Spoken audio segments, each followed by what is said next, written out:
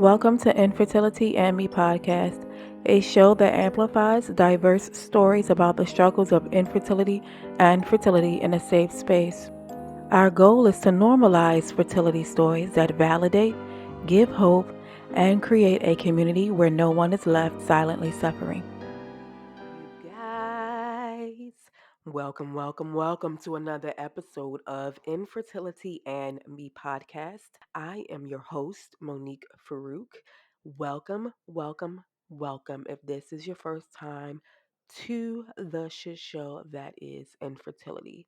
And I thank you guys for being here with me and continually supporting the podcast by listening and sharing. And if you have a friend that knows a friend that knows a friend who may need this type of content, do pass it along. And do make sure that you guys are following on your preferred platform so you never miss an episode. Sometimes I drop bonus episodes and you don't have to wait 2 weeks for a new one, as well as finding me on Instagram at Infertility and Me Podcast.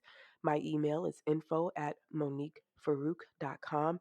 If you'd like to be a part of the podcast and come and record with me, tell your story to momhood, fatherhood, or what you're currently going through if you're still in the throes of infertility, and you can do that publicly and or anonymously. So today our guest is Dr. Tara Bradner. Tara is a fertility coach as well as a nurse practitioner, and she had the nerve to go back and get her doctorate degree as well. You can find Tara on Instagram at Tara B Fertility and her website Tara Bradner BRADNER.com,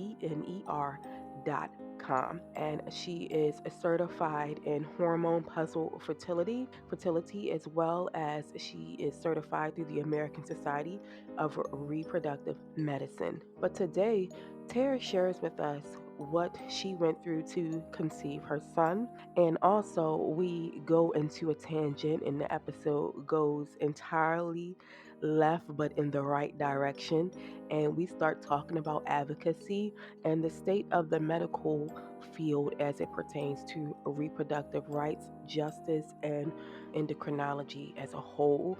And so this episode is not so much about her story, but more about what we can do to better serve the community and getting legislations passed, and then also the research that's still necessary and still needs to be done in terms of women's reproductive health and infertility. If you are interested in the advocacy part of infertility, community, and reproductive health and justice and rights, this episode you will find very valuable because Tara shares with us how she does so in her local state and also what we can do in our local states. This episode will just give you the validation that you're seeking and knowing that we're going to be okay. We're going to come through this okay, regardless of what happened or what will happen with Roe versus Wade and how individual states will respond to that legislation. And so, friends, stick around for the entire episode to get the validation that you need this week. We'll be back in just a minute, you guys, with Tara. You guys, we are back with our girl Tara. Thank you, Tara, for being on the show, giving us your time this morning while the little one is with Grandma or Gigi. Thank you, girl. I appreciate it. Thanks for having me. I'm honored to be here. Girl, the pleasure is all freaking mine with your bad self. I was telling everybody in the intro that you're a nurse practitioner and you got your doctorate, so you're killing it out here, making things happen, changing in people's lives medically and coaching. So that's amazing, and I love what you do. And you're so humble. Sometimes I forget you're a doctor and a nurse practitioner, and Thank I appreciate you you. for being here, dear. Yeah, absolutely. When did you always want to be a mom, or is that something that you kind of had to work into because you have so much education behind you, and that takes time and it takes focus, right? Yes, that's a great question. I knew I wanted to, but it was timed, right? Like, okay, if I plan this pregnancy, so I'm delivering precisely approximately 1 month after graduation, because I went to school on the East Coast and I had to travel to school. And so I wanted to be part of graduation. We got to graduate on the National Mall lawn in Washington, D.C. And I was like, if I plan this perfectly, like I will be having graduation followed by a baby a month later. And it turned out nothing like I had planned or expected, much like many of the stories we hear. Yeah, many of the stories, if not all of them at this All of point. them. Absolutely. I knew I couldn't even do it with the spouse while in school. So that was why I was like, I got to plan this to when I'm done with school. I knew back in high school. I was never the one that could be in like multiple sports and keep my grades up. It was just something I've known about myself. I have to do my education first and then start a family, and I have no reason to think that that would be an issue otherwise. You get all of your education done, and so now you're ready to start trying.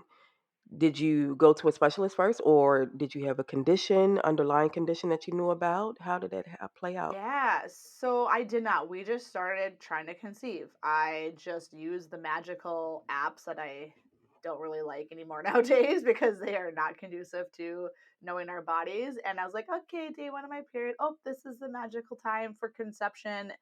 And about I think it was about 6 months in, we had a miscarriage at 6.5 weeks. And nobody in my family, like at the time, I was like, well, this doesn't make any sense. Like, why is this happening to me? Like, there was no one around me that had went through it. I was very silent about what we were going through with my friends, with my coworkers. So I didn't really know what to think of it. I kind of grieved through it myself. So at the time, at my OBGYN's office, I wasn't seeing my OBGYN. I was seeing her physician's assistant. And she's like, just keep trying. It's fine. Okay. So kept trying. 2 months in, I just, in my gut, my intuition was telling me something more was going on. Something isn't right. So I reached back out and I was met with the comment because of where I live. So I live 120 miles one way from my OBGYN.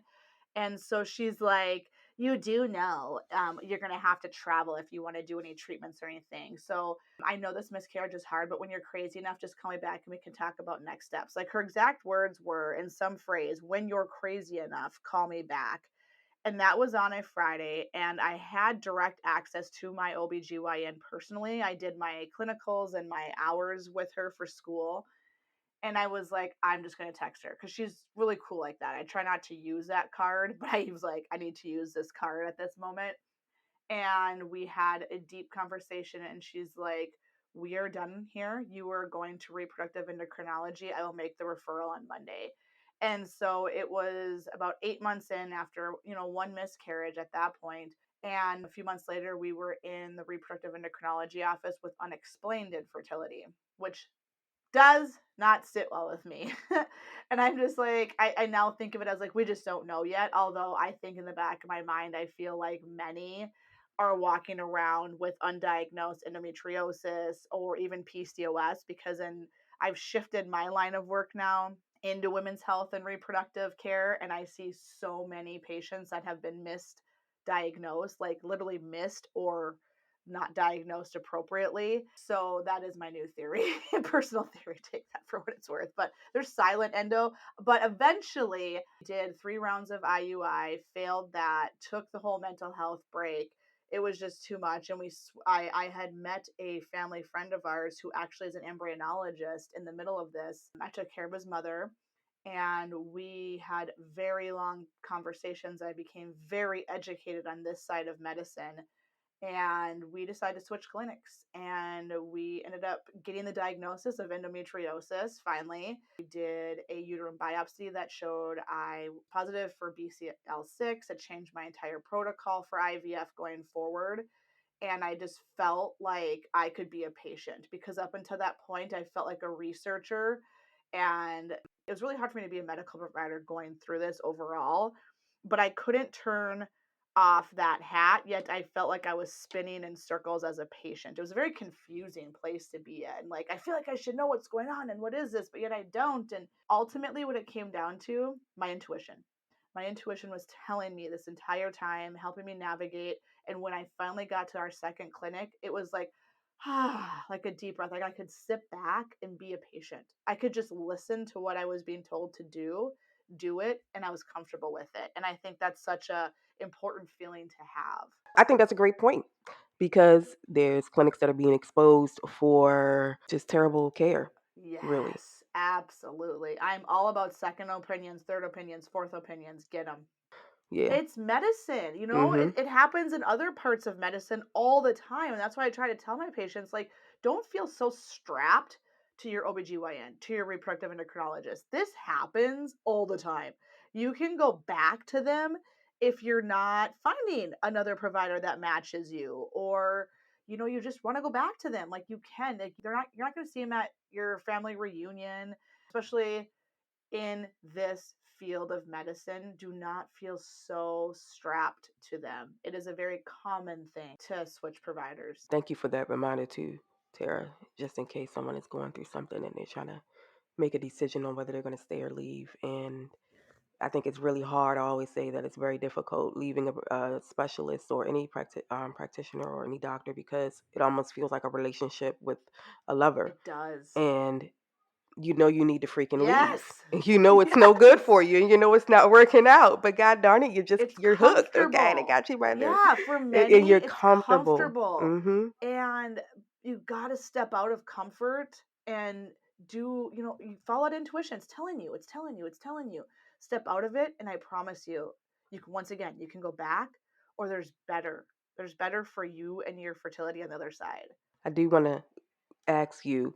You got the diagnosis of endometriosis. So, did you yourself have the silent endometriosis that you were speaking of a minute ago? I've heard of it Yeah. before. Well, so interestingly enough, I had been told that heavy painful periods are just normal. And like I knew my mom and sister had them, and I was naive. I mean, at that point, I had not done the research on endometriosis like I have now. Like that is my jam. Endometriosis and PCOS. I have dove into that so deep at this point, but at the time I was like, okay, every woman just walks around with these grueling periods, and oh, I can't get out of bed, and you want to miss events, or you do miss events. Like I just thought that's just what this is. And nope.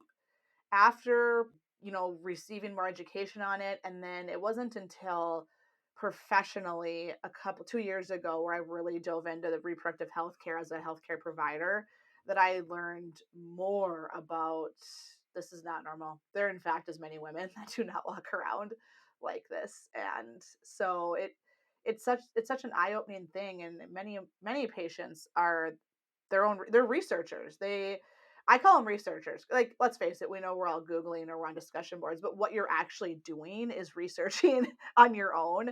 And so Yeah, I don't know another disease that I treat, and I've treated them all in my career already, that patients are this deep into understanding, researching, looking what's out there, having to navigate their own healthcare on their own, than reproductive healthcare and fertility. There's not a single one. Not a single one. I just think it's so freaking insane that we as women and those who identify as women still have this issue because there is so much information.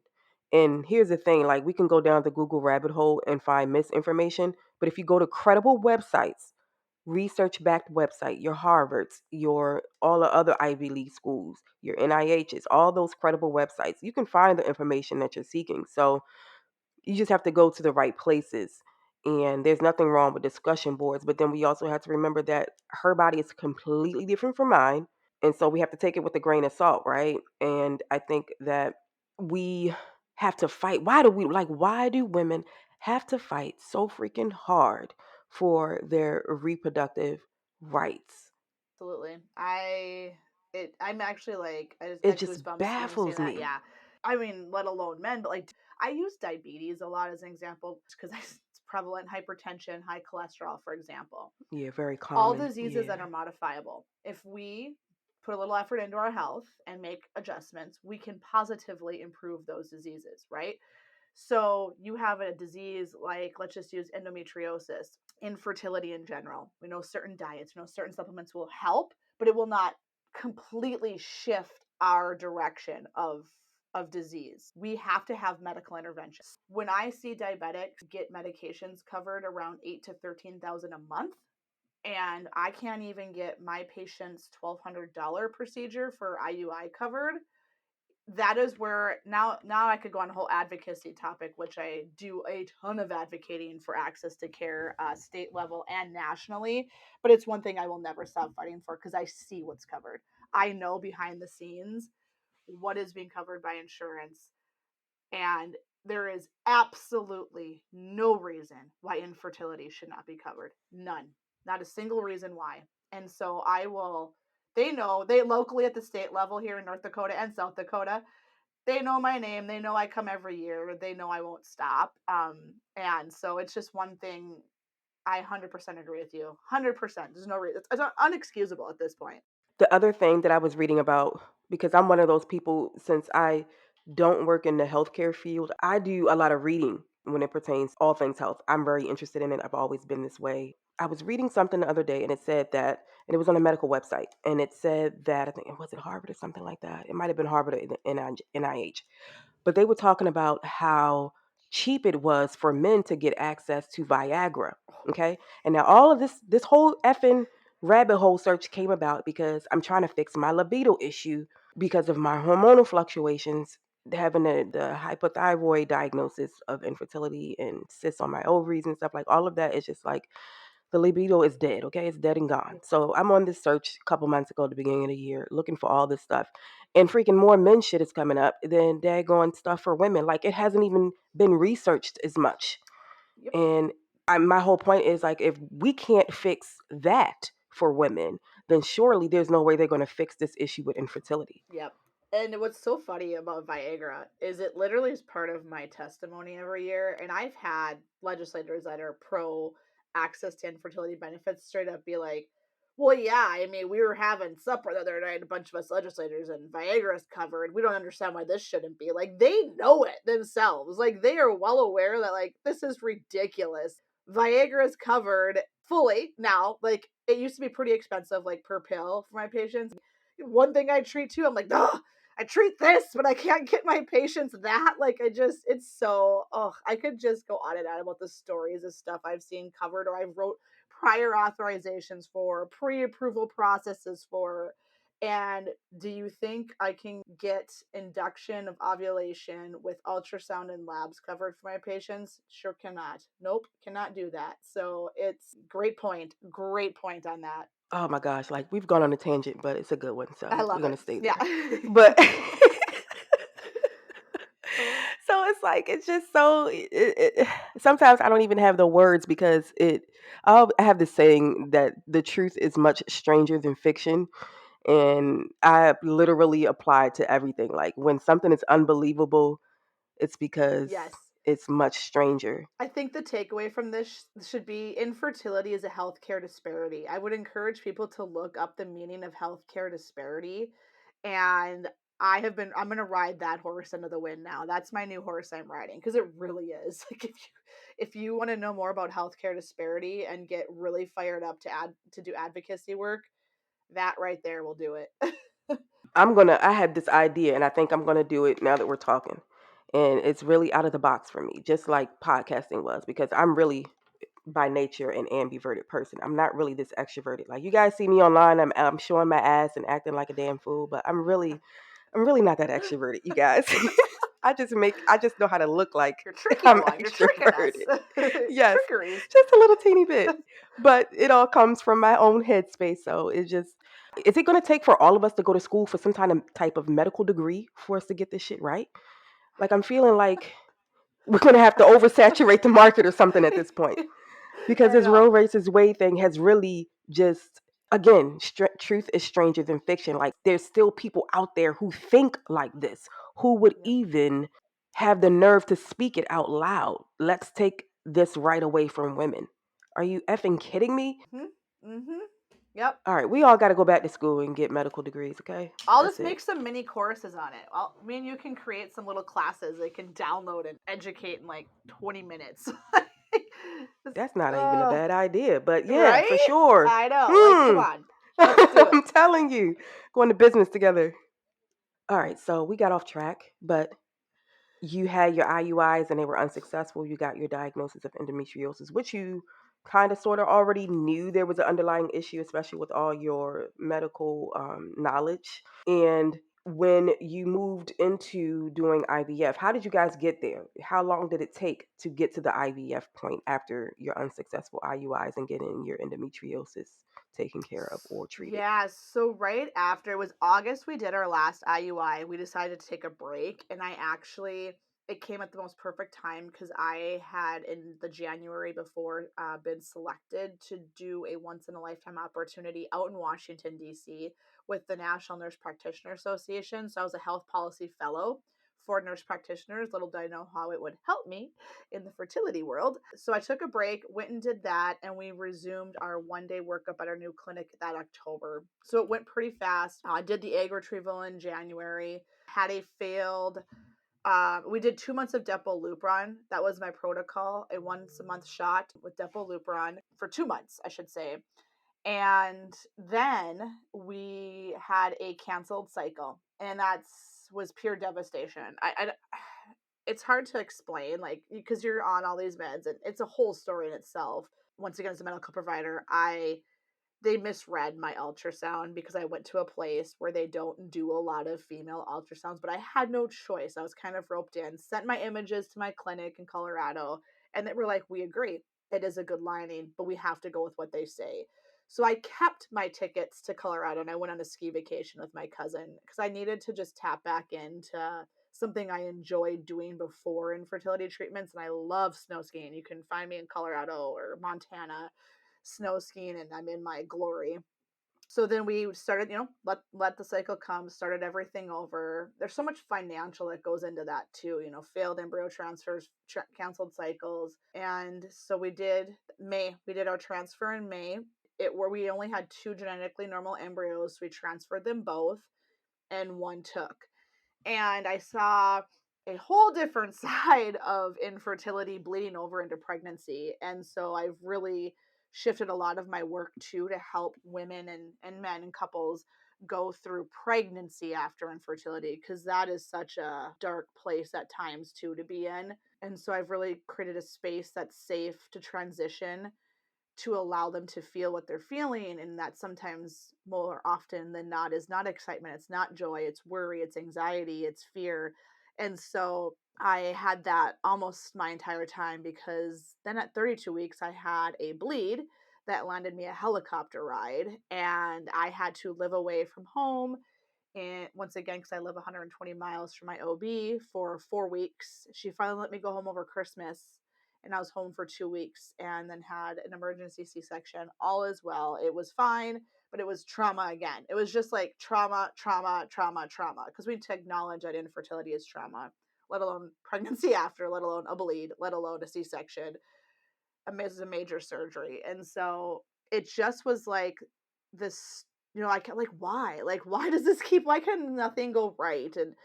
And so I've, on the other side, I'm in a whole new space right now. I'm unknown space, but it has been something that I cannot just sit back. I was holding my son at 6 weeks. I was like, what did we just go through? Like, this was ridiculous. And that was where my advocacy efforts actually started. And so since 2019, I have been bringing forward legislation. I have a nonprofit. I've been just doing anything I can to serve those going through infertility, to make this a better place than it was when I walked through it. Nobody should have to feel that alone, that scared, that uncertain, and not have resources. Like, no resources. Because once again, other diseases have like pamphlets in every clinic and support groups and 5 people taking care of them and all these resources, and there just is hardly anything for 1 in 8 that are going through this disease. And so I want to really change that. I continue to work at changing what that looks like. I love that you being already in the medical space, just taking it up a notch and adding the advocacy part to it. Sounds like you're kind of like that. that nurse practitioner that's going to bat for her patients anyway, I do. and always in some doctor's face like like I'm I here am. in the front I lines, am. okay? I work rural medicine, and so to paint that picture, I'm 120 miles from a what we call a tertiary facility. I run ERs, hospitals, clinics, nursing homes. We're all nurse practitioners. So there's 3 of us nurse practitioners at one facility, 5 in another, no doctor. They come once a month. And so we are Literally the the front doctors. line. Yeah, Yes. literally the doc. Yeah, like we Mm-hmm. do everything an MD does. And so it's been in my blood for 10 years already where I have to advocate all the time. So now, let alone put me through something, and now I'm just a spitfire. Now they just, I mean, Yeah, you're like the push Mrs. forward. Doubtfire of your Right. town. Like in Yeah. in the restaurant scene when Yes. he was choking at the restaurant and she's hopping and he's hopping over and she's hopping over the walls and stuff like Yes. help is on the way, That's me. dear. Yes, that's Like, me. yes, that's Yes, Tara. that's me. Just envision that. That is me. Oh, I Yes, I love that. love it. Well, I love that this episode has turned in more to like an advocacy effort more than anything. This is fantastic. So, Tara, what can we do while we're in the thick of things still to create more peace and calm within ourselves? What do you I think? love that. One or I two think things.